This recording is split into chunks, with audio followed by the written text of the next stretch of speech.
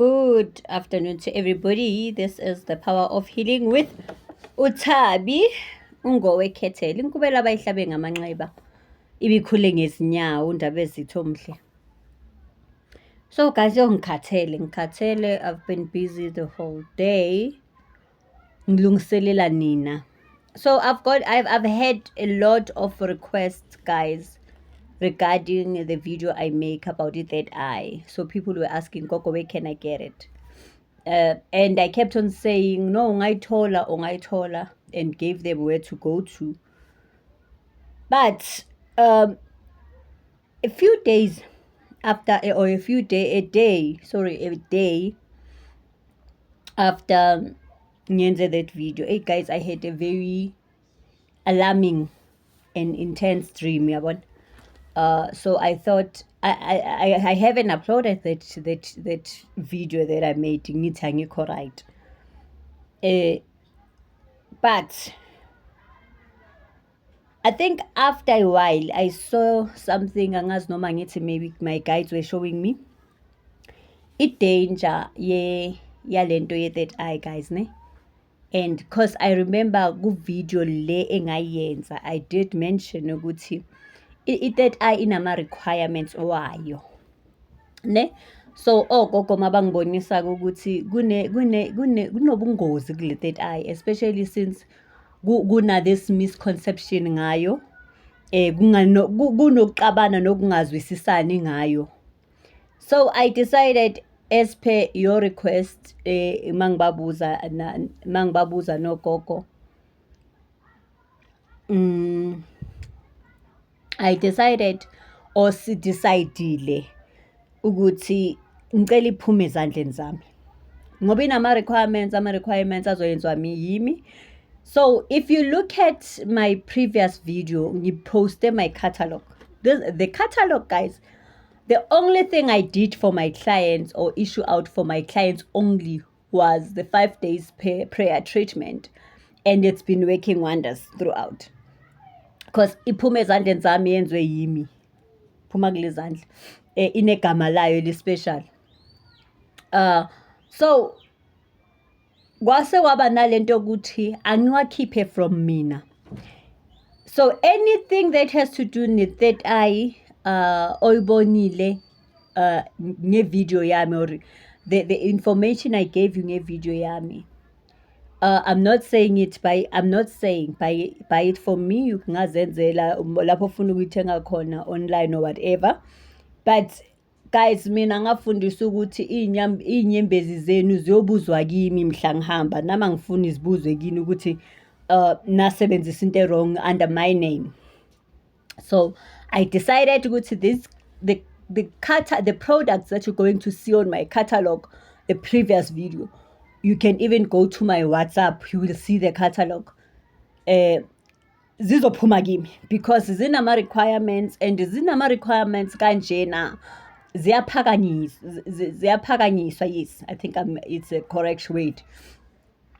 So ama-third eye bracelets, ama-crystal stones, ama-chakra stones, or ama-chakra bracelet and necklaces will be available from the 12th, because I'm waiting for shipment. They will be available from the 12th of May. From May 12th of May, you place your order. There's a code. There's an order code underneath. It will either say Ungo or izothi TPHO, TPOH, I think. Lezo, and with your parcel kuzophuma mawu order, guys. Please do understand, transport fee is not included in that price. I-transport fee, it's 70 rands from PEP to PEP. So uzongitshela ngithumele kuyiphi PEP ngikuthumele kuyo. Your parcel must say unlocked. Your parcel must say unlocked, iphuma kimi.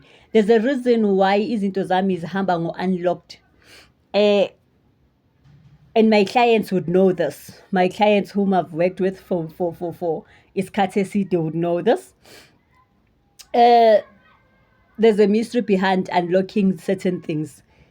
Bese kuba khona guys, as I said, transport fee is courier. So you tell me when you order, you place your order, uzofaka ne-70 rand ye courier fee ukuthi ngiyithumele kuwe whichever province.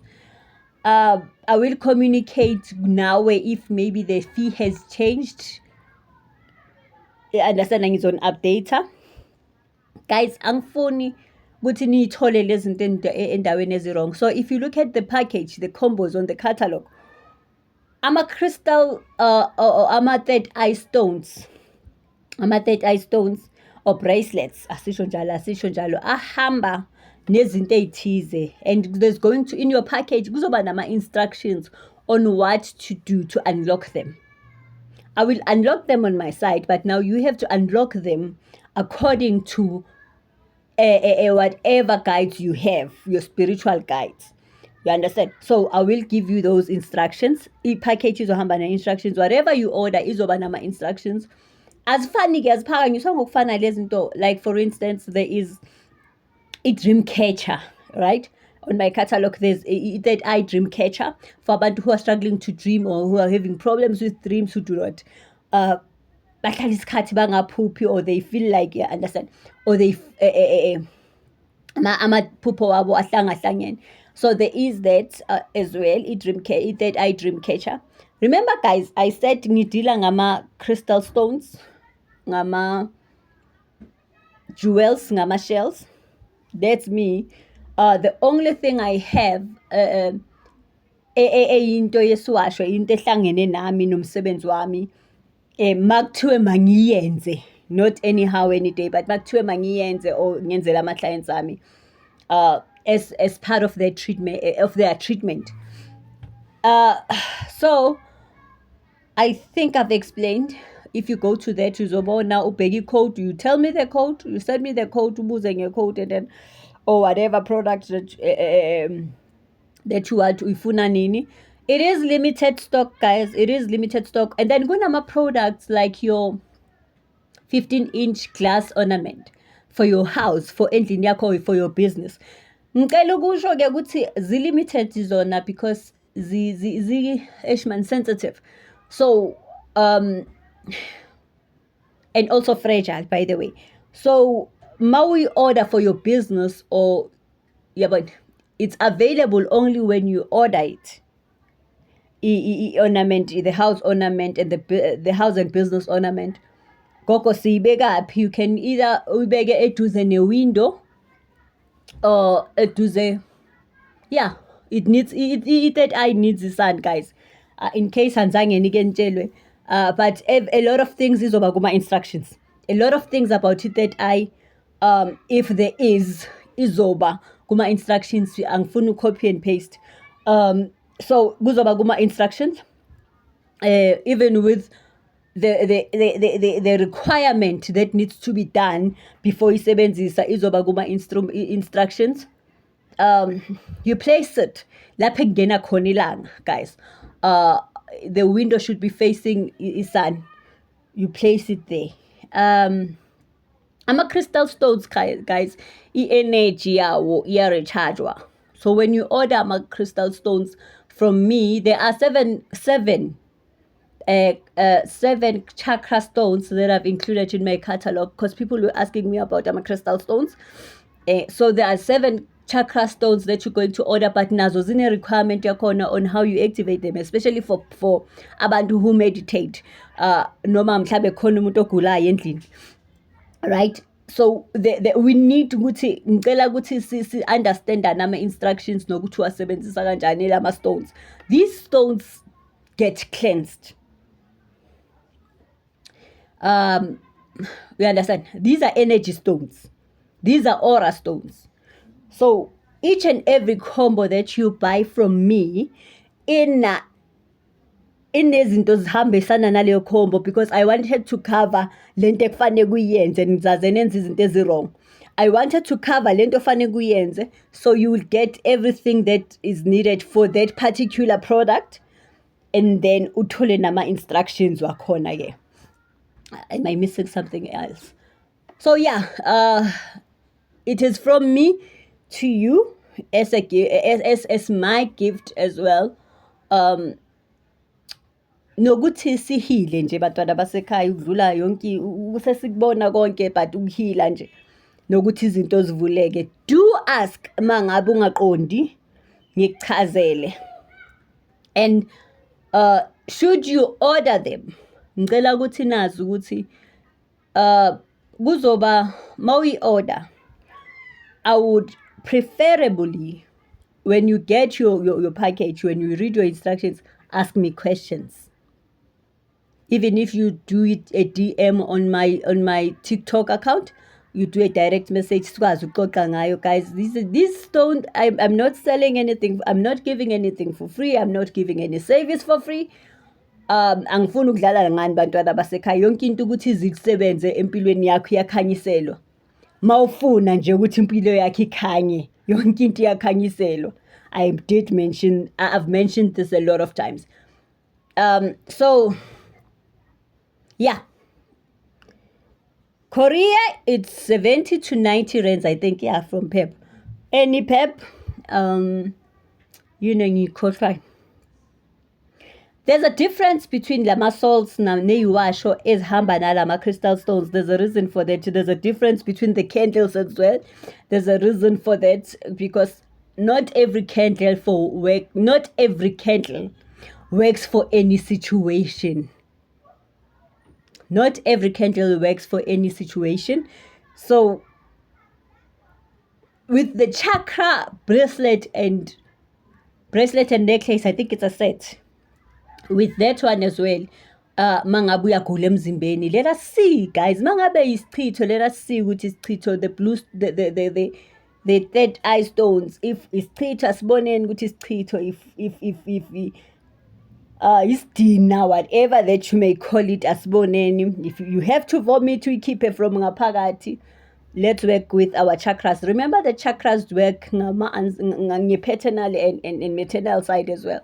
And then there are requirements where, like for the kids bracelet, engithe ngicela igama lomntwana, igender, a name and surname, igender ne age yakhe. Reason being, ngizoyenza spiritual assessment mangukuyenzela bracelet. Those are for the bracelets that are handmade specifically by me. I don't make ama-beads without the spiritual assessment, guys. I don't, because we need to balance umntwana and we need to protect umntwana. So I think that covers all. Should there be any questions, nizokutshela? Yeah, I think that's it. Even with the handmade adults that I stones, guys, I need ibongo. Ngoba lezi zinto I wanna say, ngiyaziphakamisa, ngiyazikhulekela. Ngiyaziphakamisa, ngiyazikhulekela, ngiyaziphahlela. So angenzi into nje out of the blue just for business sake. It's not a business. Into engiyimbathisiwe nento engicabanga ukuthi ngicela mangabe boyicelile from kimi ayiphume kimi, because some of the things need either your either i-holy ash or itswayi, but elihlukile itswayi. So I want, guys, ukuthi yonke into if uyithenge kimi, guys, ayisebenzele ukukhanya. I am all for purity, shem. Ngiyaxolisa mangabe khona engim-offendayo, but I am all for purity. Aziphume kimi njengokuzikhulumela kwami, zingathi mase ziniqaka kusasa bese nithi yabona loya sisomhlophe. Usuke ungayithenganga kimi, ayiphumanga kimi. Mayiphume kimi izobe yenzelwa into zakhona, also to calm the spirits, because at some point i-third eye idinga ukuthi you need to calm the spirits. So yeah, but everything ngizoyikhuluma nabantu on my DM. Thank you so much.